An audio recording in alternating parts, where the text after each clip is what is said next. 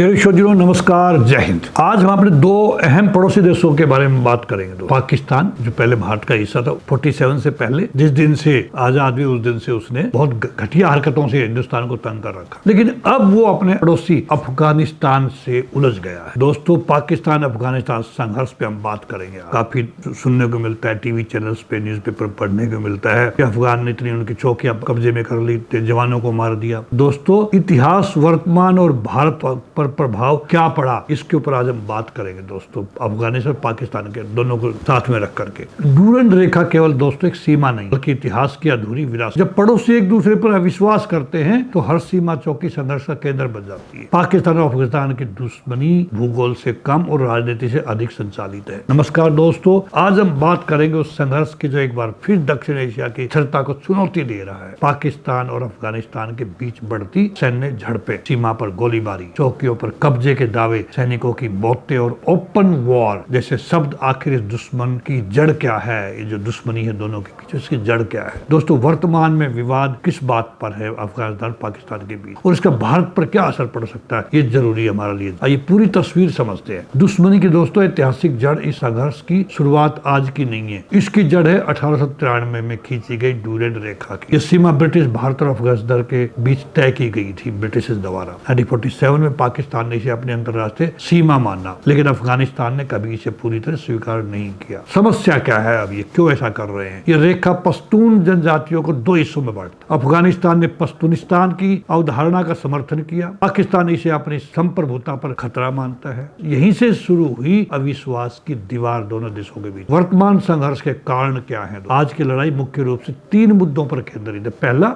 TTP मुद्दा। पाकिस्तान का आरोप है कि तहरीके तालिबान को अफगानिस्तान में पनाह मिल रही है। इन आतंकी हमलों से पाकिस्तान की सेना और नागरिक प्रभावित हो रहे हैं। अफगान सरकार कहती है हम किसी को समर्थन नहीं दे रहे, मना करते हैं। सीमा चौकियां और बाढ़ जो लगी हुई वहाँ पे, दोनों देश सीमा पर नई चौकियां और बाढ़ लगा रहे हैं। इन निर्माण कार्यों को लेकर अक्सर गोलीबारी होती रहती है। आंतरिक राजनीतिक दबाव भी दोनों देशों में है। पाकिस्तान में बढ़ते आतंकी हमलों ने सरकार और सेना पर दबाव बढ़ा दिया है। अभी वहीं तालिबान सरकार अपनी ताकत और संप्रभुता दिखाना चाहती है, इसलिए छोटी घटना भी बड़े सैन्य टकराव में बदल जाती है कई बार। क्या है यह पूर्ण युद्ध में बन सकता है? क्या छोटी छोटी घटनाएं युद्ध का रूप ले सकती हैं? विश्लेषकों के अनुसार दोस्तों इसमें संभावनाएं तीन दिखाई दे रही है। पहली, छोटी मोटी झड़पें, कुछ हवाई हमले, फिर अस्थायी समझौता। ये सबसे संभावित स्थिति है। संभावना नंबर दो, अगर कोई बड़ा आतंकी हमला या भारी जनहानि होती है तो संघर्ष बढ़ सकता है। संभावना नंबर तीन, यदि तालिबान टीटीपी पर नियंत्रण करता है तो तनाव कम हो सकता है, लेकिन ये राजनीतिक रूप से कठिन है। अब सबसे महत्वपूर्ण प्रश्न इसका भारत पर क्या असर पड़ेगा? बिकॉज हम पड़ोसी हैं। पाकिस्तान वैसे ही पिछले 78-80 साल से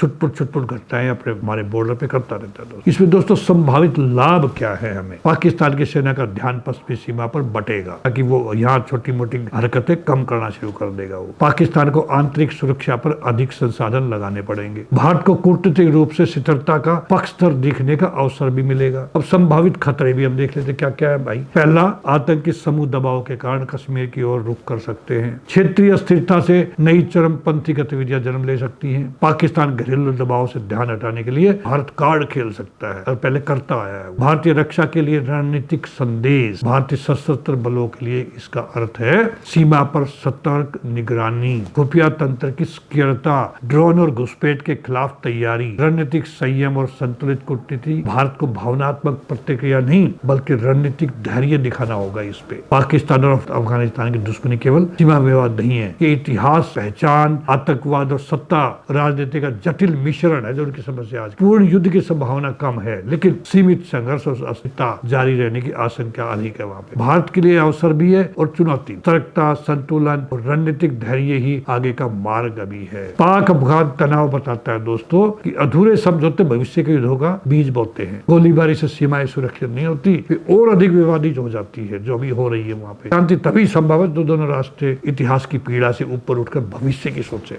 यदि आपको दोस्तों विश्लेषण उपयोगी लगा हो तो इस वीडियो को शेयर जरूर करें, चैनल को सब्सक्राइब करें और अपनी राय कमेंट में अवश्य लिखें। मैं ऐसे ही आपके सामने वीडियो लेकर हाजिर होता रहूंगा दोस्तों। इसी के साथ दोस्तों जय हिंद, आपसे विदा लेता हूँ।